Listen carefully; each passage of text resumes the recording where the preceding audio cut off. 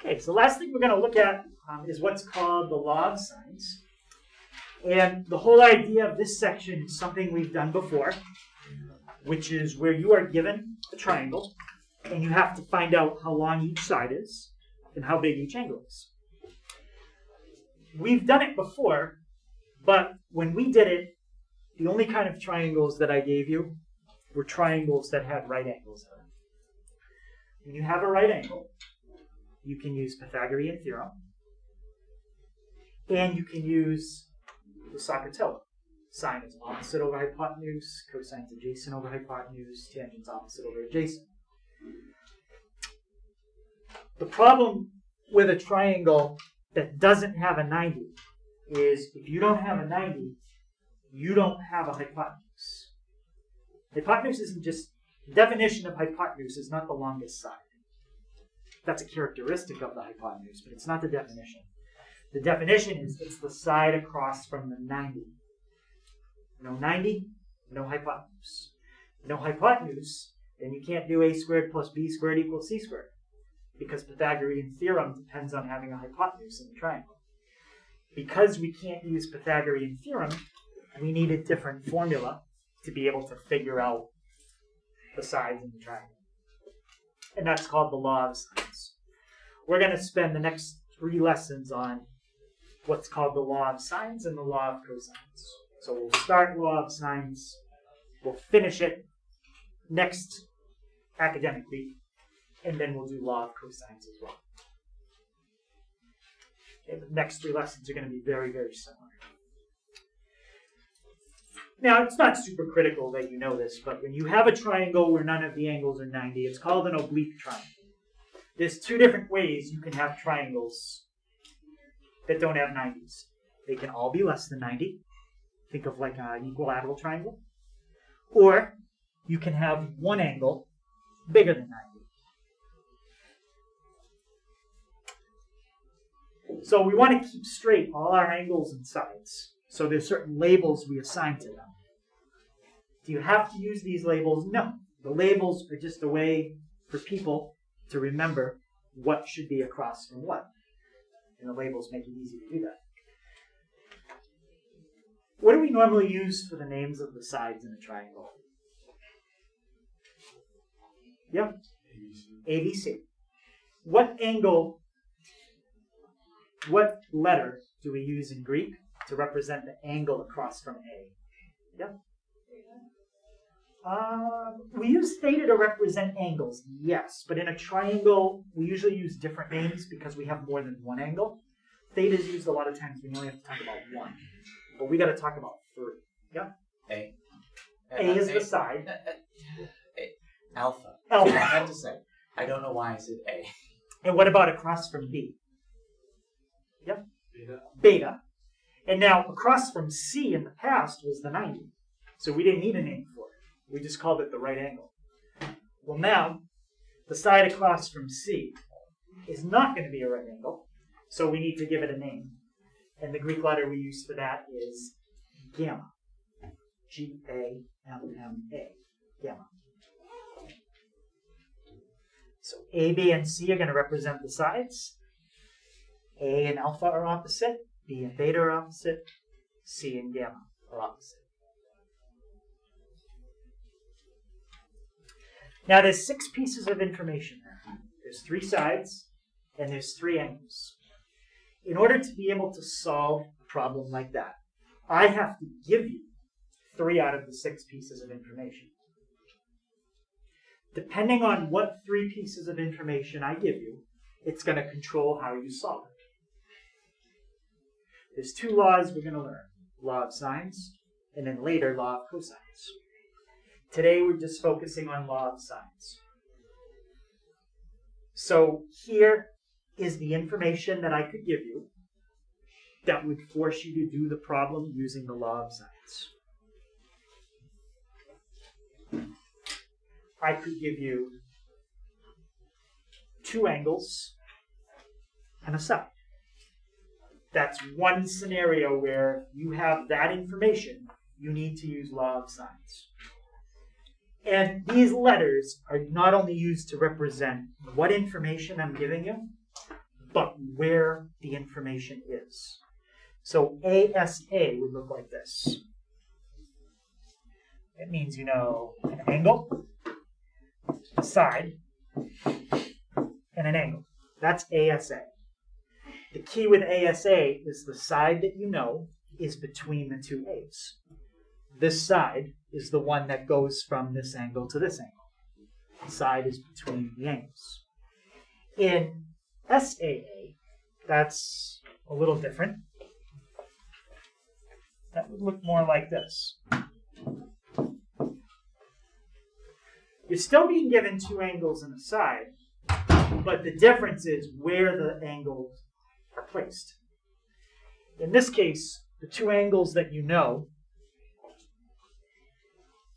are not on each side of the side. If I wanted this to be angle, side, angle, I would have had to tell you that side. And then I would have been giving you the side that's between the angles. This is a side that's not between the angles. So is the bottom. That would have also been a side not between the angles. But in either case, you have to use the law of sines to solve these two kinds of problems. And the third case is a little different. This is when you have two sides and an angle. So that would look something like 4, 6, 10. You have two sides and an angle, but the angle that you're given is not between the two sides. If it was between the two sides, it would be this. We can't do that with this, what I'm teaching you today, SAS. When I say angle between the two sides, I'm talking about this one. It's the angle where the two sides meet. If you knew the one that I'm pointing to, you wouldn't be able to solve it with what I'm teaching. Now, the order that you write these abbreviations in usually doesn't matter. I mean, ASA, if you write it forwards or backwards, well, it's still ASA if you write it backwards. Same with this one. If you put angle, angle, side, that's fine. It means the same thing as side, angle, angle. This one, we're not going to write it backwards. We leave it like that. It's just nicer that way. But the other two, it doesn't really matter. And this one, it really doesn't matter at all. Okay. So what is the law of sines? Again, this law is only used on these three types of problems.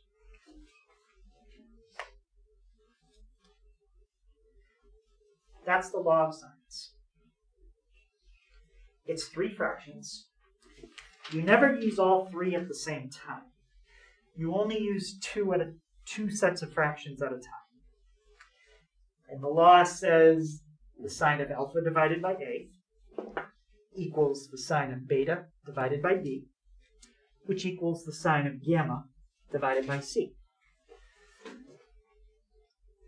When you set up a problem like this, it's going to look like this every time.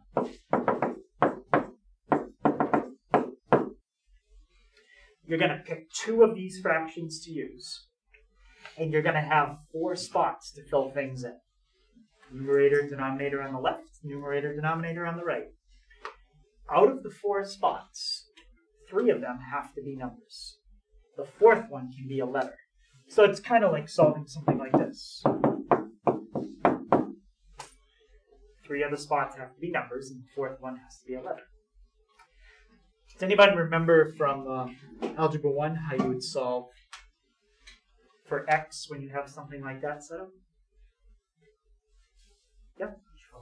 You cross multiply because that's a proportion. So every problem that we do is going to involve cross multiplying.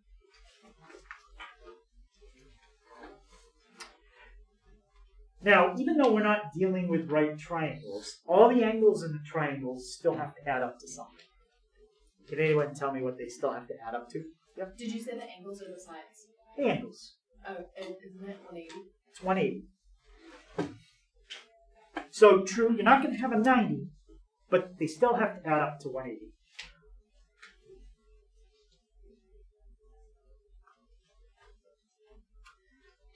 As far as the formula, really, that's it. So now we'll try 3 examples. We might not get to all of them today. We'll probably maybe get to 2 today. I don't know. And then that would save 1 for tomorrow.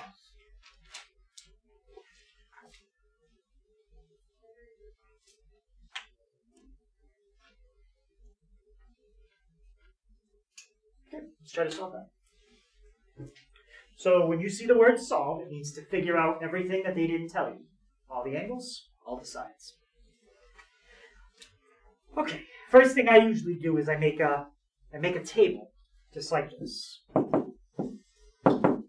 I think we've done this kind of table before.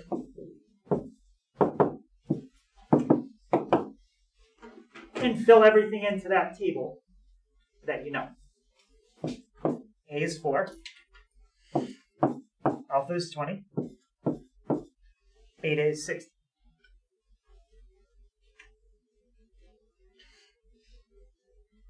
I'm going to put boxes around everything that I don't know, so I remember to find it.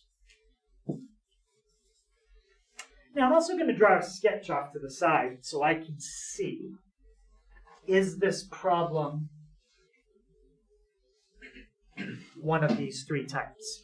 I can tell just by looking at the table, and I'll tell you how to tell in a second. But if you can't figure out by looking at the table, make a sketch. Let's put A across from alpha, and let's put B across from beta. C, gamma.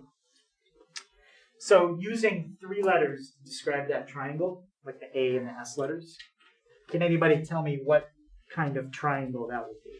Yep. What do you do with A is A? Like that, yeah.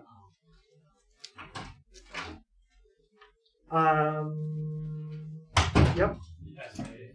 Yeah, that side that you know is not C.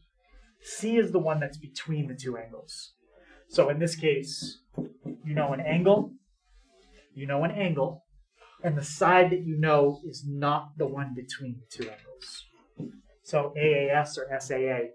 Either way, that's a law of sines problem. Now, the way I can tell it's a law of sine problem without even making this diagram, if I look at the table, I have to have a row that has both values in it.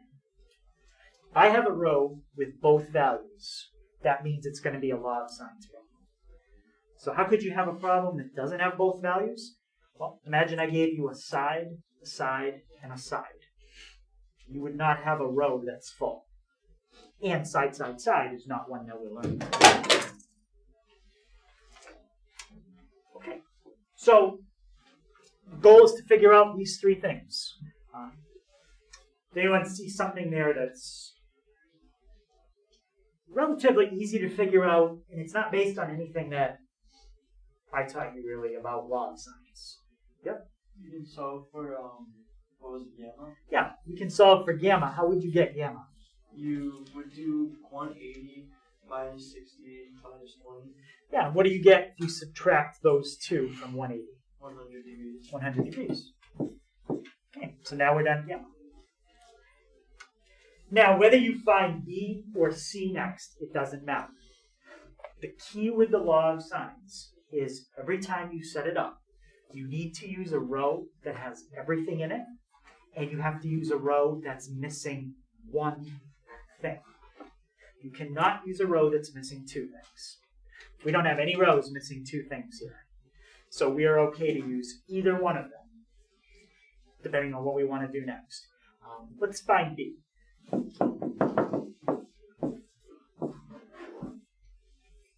So what row here has everything filled in the row? Yeah? The first row. The first row. So we're going to take the information from the first row and we're going to plug it into this part of the law of sines. Fill in what our alpha is and then fill in what our A is. So our alpha is 20, and the A is 4. So sine of 20 over 4 equals, and now we're solving for B. So now you're going to use this. Fill in what you can. You're only going to be able to fill in one thing. Beta. Sine of beta over B. Sine of 60, and we don't know B.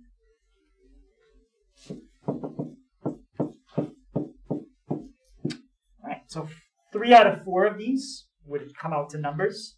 B is the only letter. And how did we just say we solved something that is a proportion? Cross multiply. Cross multiply. So now you get 4 sine 60 equals B times the sine of 20.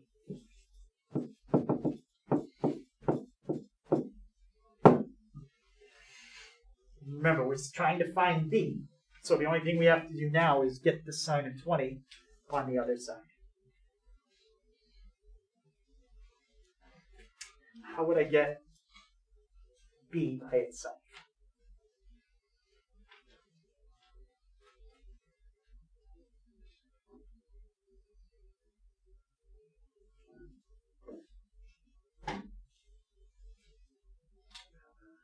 Divide by sine of 20. Divide by the sine of 20. When you're multiplying by something you don't want to, you get rid of it by dividing. So we don't want that there. We want it over here. That is the answer for B. We need to type that in, okay, and then just round it up. For this section, if it doesn't say, I would stick with 3 decimal places. Alright, so 4 sine 60. Just like I wrote down here, make sure you close your parenthesis. Divided by sine 20. 10.128.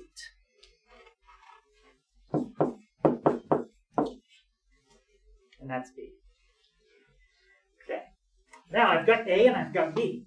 Could I just do Pythagorean theorem to get C? Yeah. No, Why? because you'd be using a rounded number. All right, so it's never good to use rounded numbers. We'll come back to that. Yep. It's not a right triangle. It's not a right triangle. So if you use Pythagorean theorem, you're assuming gamma is 90, and it definitely isn't. So using Pythagorean theorem, it's going to give you a totally wrong answer in this problem. So we're going to find C the same way we found B. We're going to set up the law of sines.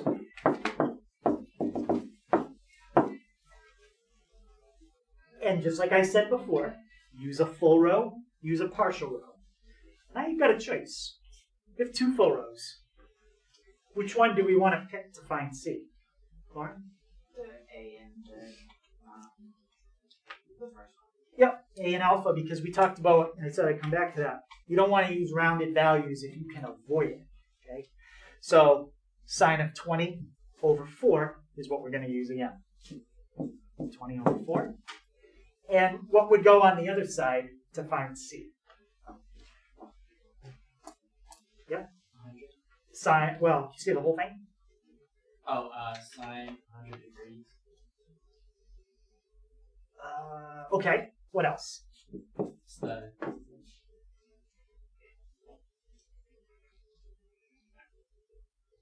for under it. Under it would be C. So you might say, well, wait, we don't want to use things we've calculated to find other things because we calculated this 100. Well, you got it. There's no way around it. So if you mess up this 100, your answer for C is going to be messed up too. It doesn't mess up B. Gamma had nothing to do with finding B. So sometimes it can mess up just one thing, like in this one. Sometimes it can mess up both things. Now, when you cross multiply, if you do it enough, you're going to start to see what the pattern is without writing the step in the middle. It's always going to be that times that and you're going to end up dividing by the number that's on the diagonal with the letter. That's what happens every time. If you don't see that pattern, that's fine. Just do it out like we did the last one. But it's always going to be this times that, and then you have to divide by that. Okay, let's see. 4 sine 100 divided by sine 20. 11.518.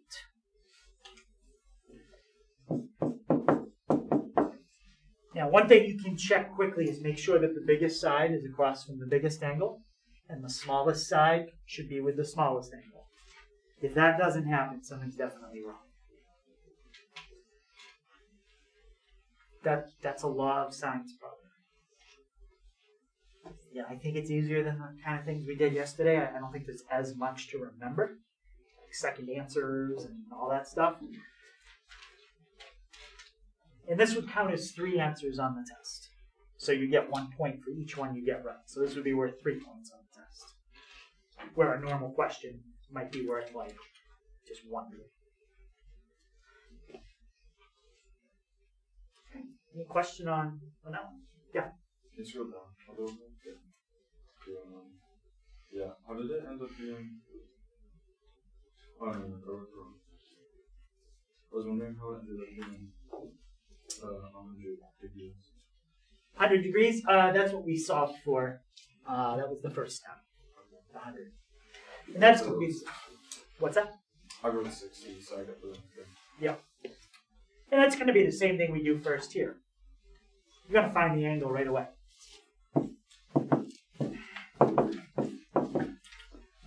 Yeah, and this will be our last one. All right, so A we don't know. B we don't know. This must be C, because it's the only one not labeled. What's alpha? They don't label it, but you have to know where it is based on the other labels. Yep. It's the opposite. Isn't it 45? So that's going to be 45.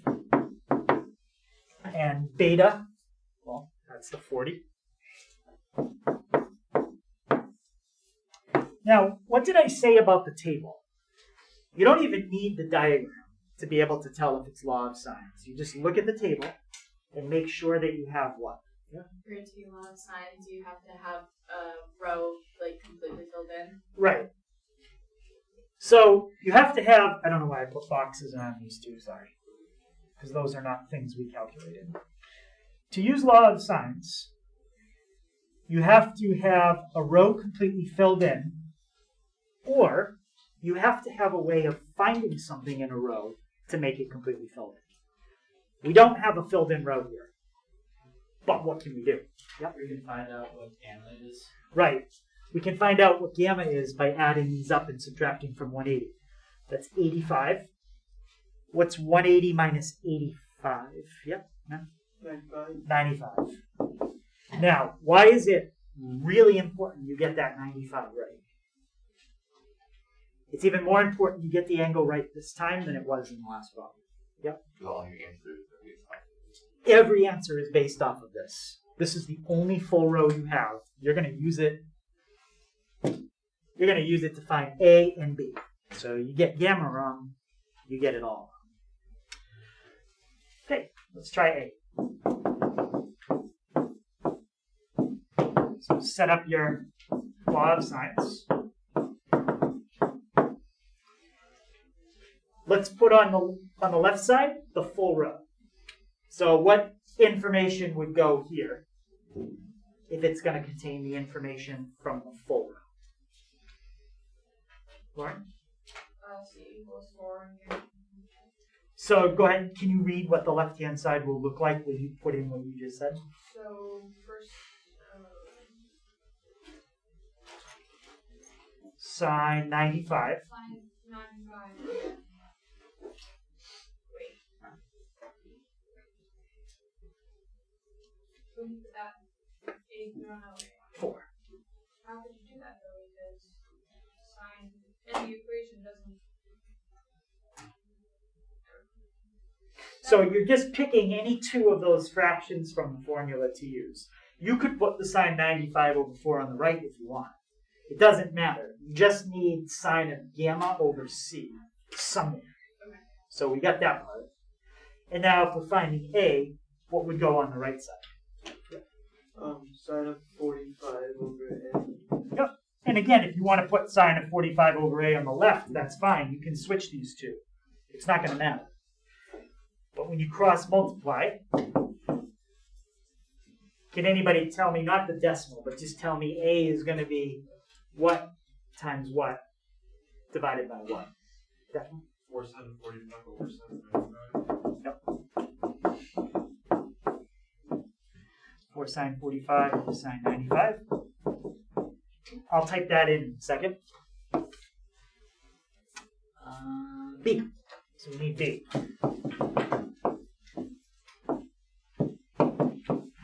Okay. What's going to go on the left side this time?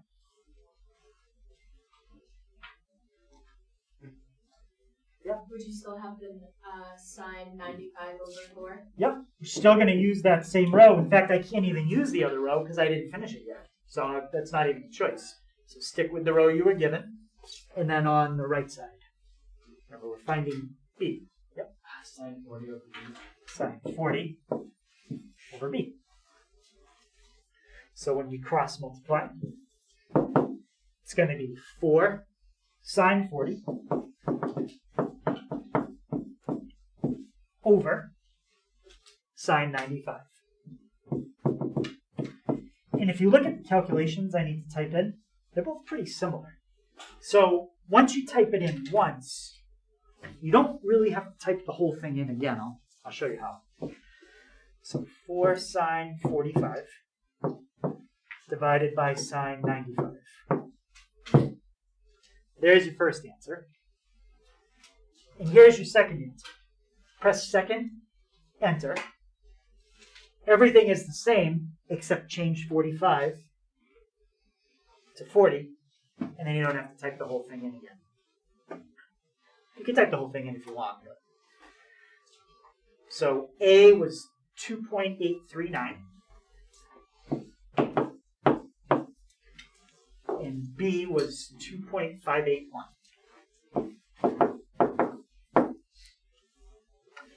Don't use Pythagorean theorem because you almost have a right angle. And if you use Pythagorean theorem, you would almost be right. But almost right, you would still be wrong. So you have to do it just like we did. And that's law of sine problem. And I didn't write it down, but this was angle, side angle. Hopefully you could tell from the picture. ASA. So the third case, we will look at that one tomorrow.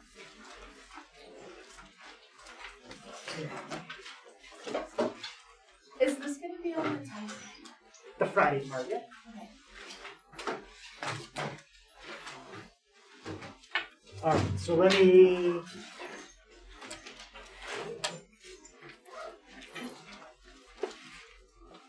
There's one question there I think I need to cross off, so let me figure out which one it is.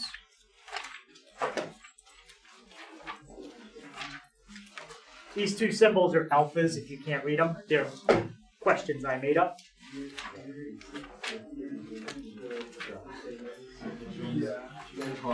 Yeah, I think some person just interested. What did you? So.